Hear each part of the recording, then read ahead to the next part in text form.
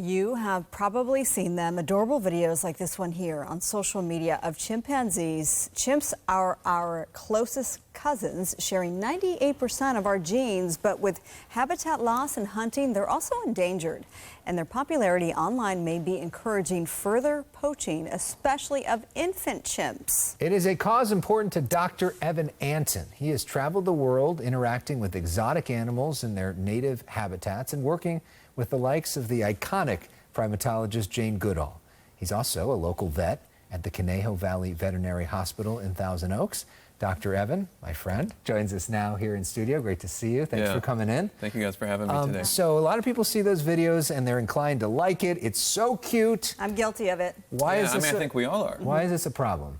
The problem is it actually fuels poaching of these animals in the wild, because when people see this, oh, these chimps get good engagement, people say, oh, I want one, it's so cute.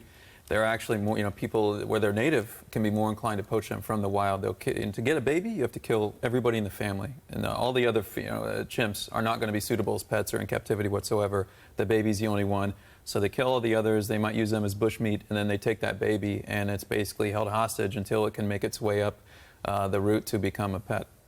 And in Southeast Asia, China, those are some of the hot spots. And then they, on the way, they go through the Middle East typically. And so, yeah.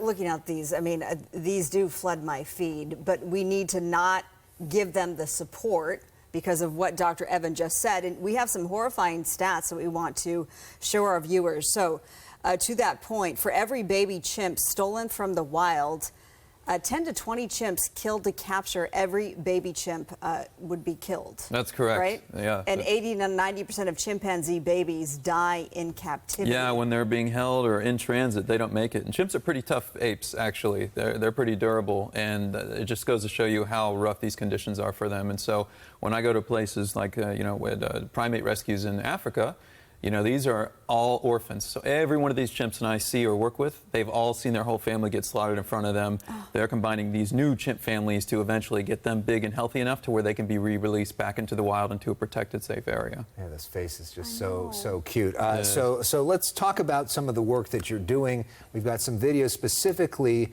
of a nonprofit you recently visited. Tell us about that nonprofit and how people can help them. Well, my most recent visit was with the Jane Goodall Institute, and this was a couple years ago. This is at the Laredo Primate Rehab Center in the Democratic Republic of the Congo, and that's Anthony, our pilot here. He literally flies around. He learns of where baby chimps, might be orphans, might be held, hostage somewhere, and he'll go and pick them up and then fly them to the closest air base for them to get to Laredo.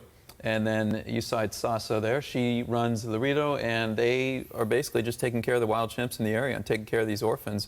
And the real key here with what we're talking about today is it's that content where chimps are made to look like pets, where you're going to say that. If you see a wild chimp being a silly wild chimp in the wild and it's just playing with its, other, cohorts in the forest, great. You want to engage with that, that's terrific. But when they're, taking a bath with the dog or playing on the phone or, cleaning or whatever it is, that's really the stuff that's not, unfortunately, it's not helping these animals, and it's truly hurting them.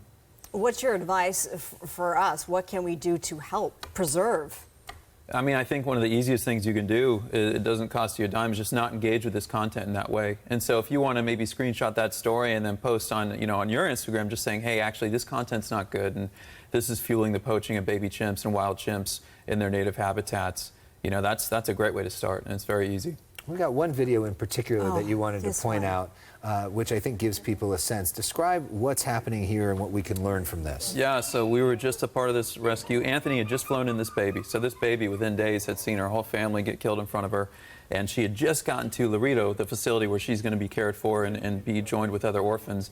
And, what really touched my heart with this, and it makes me emotional just seeing it, is that she's in need of trust and love. And this is a man she's never seen before in her life, and she's been in this cage, and she comes out and needs to be held and loved, just to feel that security and everything. And it's inspiring to see a species. She saw the same species, the humans, that killed her family, and she sees an individual, and she just needs love and help. So she still trusts. That was a heavy moment. Yeah, she can still trust. Exactly. Well, Dr. Oh my Evan Antin, gosh. thank you for the work you do. As it says behind us, Exactly. think twice before you like, which I think is an easy thing for everybody to conceptualize. You can like your posts in social media at dr.evanantin on Instagram and join the whole chorus of people that are following you there, doing important work around the world. Thanks for coming in. Thank you guys Thanks very for all much. you See do. you. Thank you. Yeah.